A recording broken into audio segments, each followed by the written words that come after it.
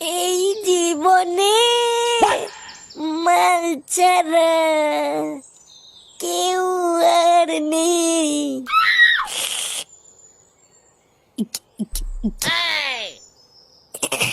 বাড়া, বালের জীবন আমার, কোনো গুদমানি ভালোবাসে না।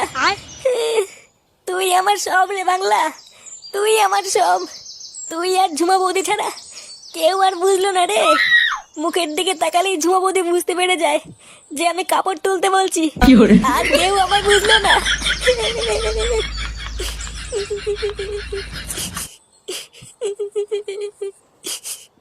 পেঁয়াজ, রসুন, আদা, মাংস, নে লেওড়া আমাদের পিকনিকের লিস্ট রেডি। এবার এই লিস্টটা ফুটোর বাবার হাতে তুলে দিতে পারলেই ঝামেলা মিটে যাবে। বলছি যে পল্টু, মাছ মাংস ছাড়া সাথে আর কি থাকছে? কি থাকছে মানে? আবার কি থাকবে? আরে পল্টুদা, বুঝলে না, ও মালের কথা বলছে। ভোদা, মাল ছাড়া কিছু বুঝিস না নাকি? ওখানে অত লোকের মাঝে কি তুই গাল মারিয়ে মাল খাবি? ধরু বাড়া, ফুটো থাকলে ঠিক একটা ব্যবস্থা করে নিত। হ্যাঁ, ভালো কথা বলেছিস। ফুটো কোথায় রে? কোথায় আর থাকবে, ও দেখো গিয়ে মালমুলকে কোথাও পড়ে আছে। এই চুদনার ফুটো দুটোই বাড়া এক, দুটোই লেওড়া মাতাল চুদা। দেখ পল্টু, মুখ সামলে কথা বলবি কিন্তু। লেওড়া, আমি তো একাই মাতাল চুদা, আর তোরা তো বাড়ার বাল নাকি? ধুর বাড়া, তোদের সাথে পিকনিকই করবো না। এই মেরেছে পল্টুদা, ফটকে তো চলে গেল। ও লেওড়া গাড় মারা গিয়ে। চল, আমি আর তুই গিয়ে এই লিস্টটা ফুটোর বাবার কাছে দিয়ে আসি। আচ্ছা পল্টুদা, চলো।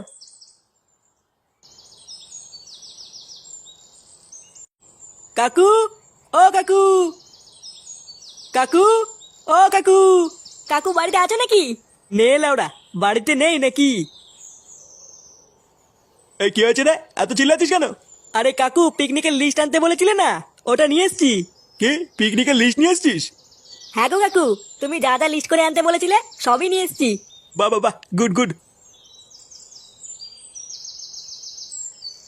কই দে দেখি লিস্টটা।